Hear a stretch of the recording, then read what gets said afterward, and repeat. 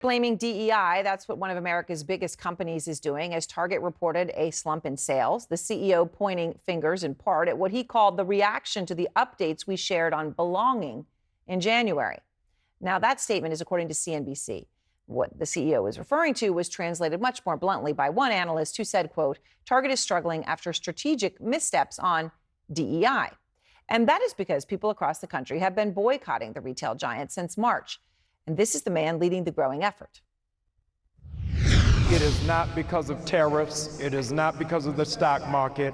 It is because of the power of black unification and the black dollar. $12 trillion in spending power is not anything that we should laugh at. That's Pastor Jamal Bryant of Atlanta, and he joins me now. And Pastor Bryant, I'm glad to have you back. When we first spoke, it was when you were in the very early days of this. And now here we are, the Target CEO saying he's not satisfied with the recent performance. He attributes it in part to the, quote, updates they shared on belonging. What's your response to that? That all of this is avoidable.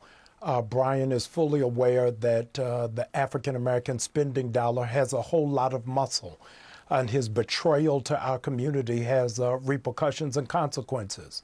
As a consequence, the stock has plummeted, that valuation has gone down, and even his own salary has been slashed, all because he's been dishonorable and not integrous with the black community. So how long do you intend to continue this? Until something shifts. We've got staying power. We've got a model. The Montgomery bus boycott 70 years ago went 381 days. And our community is resolved and focused and intentional that we're not going to spend our dollars where we're not honored and where we're not appreciated. So other companies that have scaled back their DEI programs to varying degrees include Lowe's, McDonald's, Walmart, Amazon in some respects. So are you looking at expanding this beyond Target? Oh, no, we're very clear. Over 17 companies have walked away from diversity, equity, and inclusion. But we decided with resolve and intentionality that we were going to do one at a time. Target is the first, it is not the last. And another company is going to be coming on the radar in the next couple of weeks.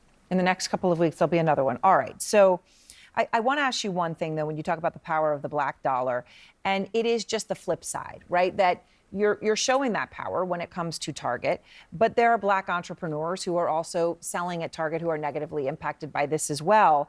A new report from the Wall Street Journal, they went through sales of Play Pits, which is black owned. They said sales at Target of that product have fallen about 30% since April.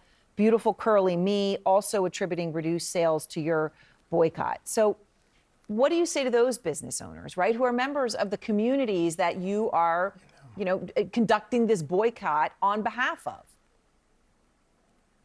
No, we're so mindful of them. That's why we partnered with the U.S. Black Chamber of Commerce.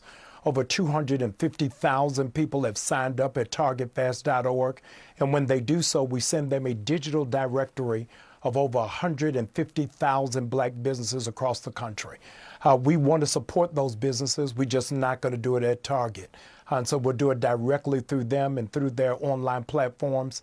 Additionally, over Resurrection Weekend, 5 mega churches transformed their space into mega malls, a bullseye black markets. So 100 vendors would go into those respective cities and support. We want to see them thrive, and we want to see them soar, and we're going to put our muscle and our money behind them. All right. Well, Pastor Bryant, I appreciate your time, and thank you very much. Thank you. I'm grateful.